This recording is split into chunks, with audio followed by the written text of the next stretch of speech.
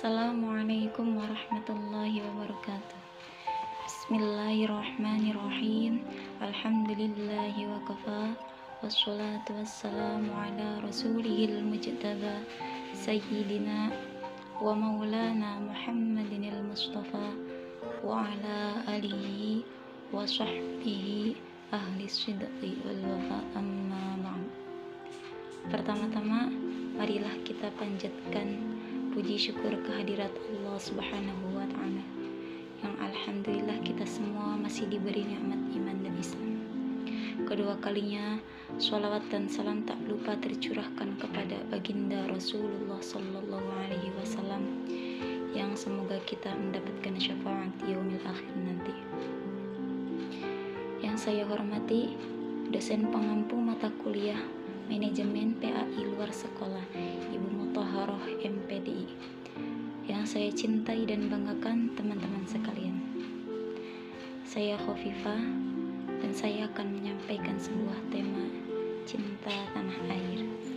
Cinta tanah air merupakan perasaan yang harus dimiliki dan menjadi bagian bagi setiap individu untuk negara dan bangsanya.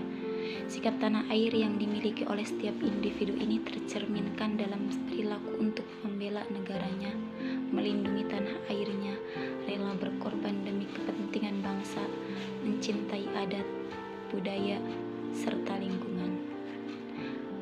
Dalam Islam, cinta tanah air juga merupakan kesadaran akan tanggung jawab pemenuhan terhadap kewajiban-kewajiban atas negara.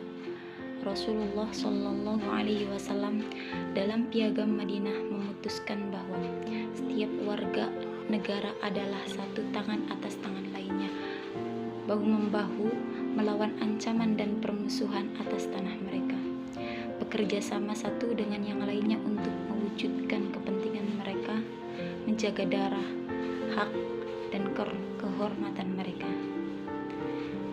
Al-Jurjani dalam kitabnya At-Ta'rifah mendefinisikan tanah air dengan al-watan al-asli, yang mana al-watanul asliyu huwa maulidul rajuli wal baladul ladzi huwa fi, yang artinya al-watan al-asli yaitu tempat kelahiran seseorang dan negeri di mana ia tinggal di dalamnya.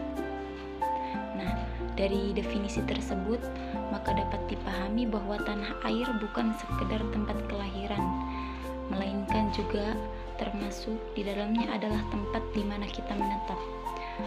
Dapat dipahami pula bahwa mencintai tanah air ini adalah berarti mencintai tanah kelahiran dan tempat di mana kita tinggal. Mencintai tanah air dapat dipahami bahwa tanah air bukan sekedar tempat kelahiran, karena mencintai tanah air merupakan masalah fitrah, dan Islam sendiri ini adalah agama yang fitrah. Akan tetapi mencintai tanah air memerlukan batasan, yaitu tidak boleh bertentangan dengan ibadah, tidak boleh melanggar hak-hak orang lain yang terlibat dalam menjaga kehormatan negara.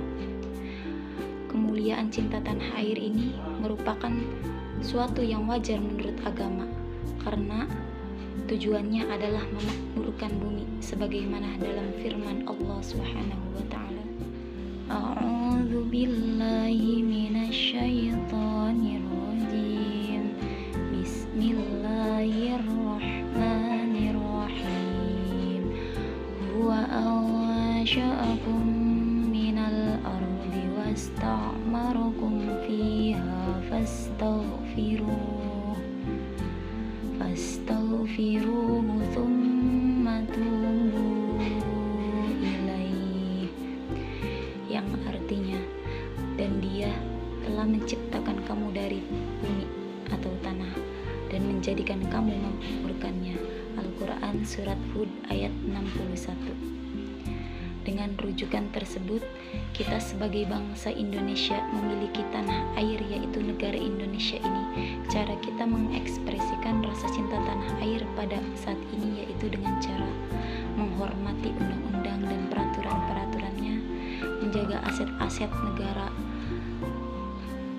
fasilitas umum, peduli terhadap lingkungan, serta menjaga dan menghormati hak dalam beragama, bermasyarakat, dan ikut serta dalam kemajuan bangsa.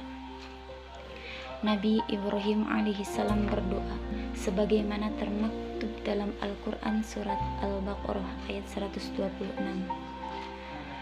A'udzu billahi minasyaitonir rajim. Bismillahirrahmanirrahim. Wa idh qala Ibrahim rabbij'al hadza baladan aminan warzuq ahlahu minat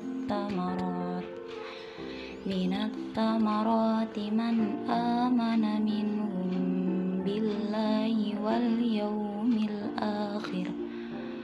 Qala wa man kafara fa umatti'uhu qalilan thumma adtarruhu ila adzabin nar wa bi'sal masir.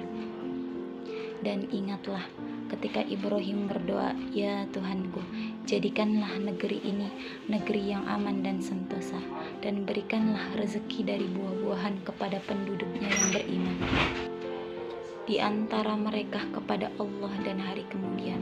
Allah berfirman, dan kepada orang yang kafir pun aku beri kesenangan sementara, kemudian aku paksa menjalani siksa neraka, dan itulah seburuk-buruk tempat kembali.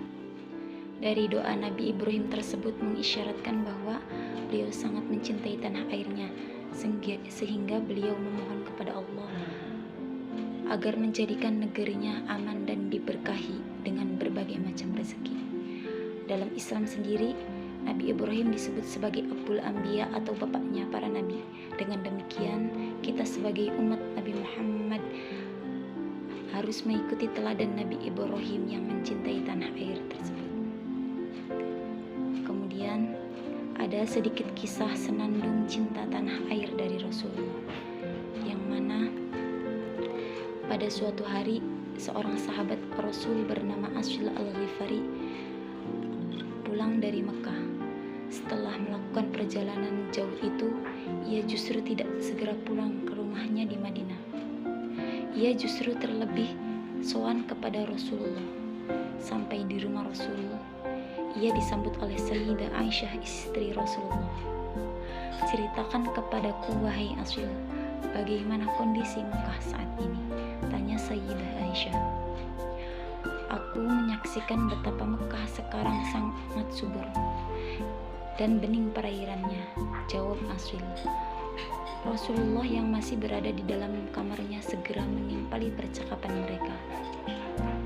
Coba ulangi, wahai Asyil, bagaimana kondisi Mekah saat ini?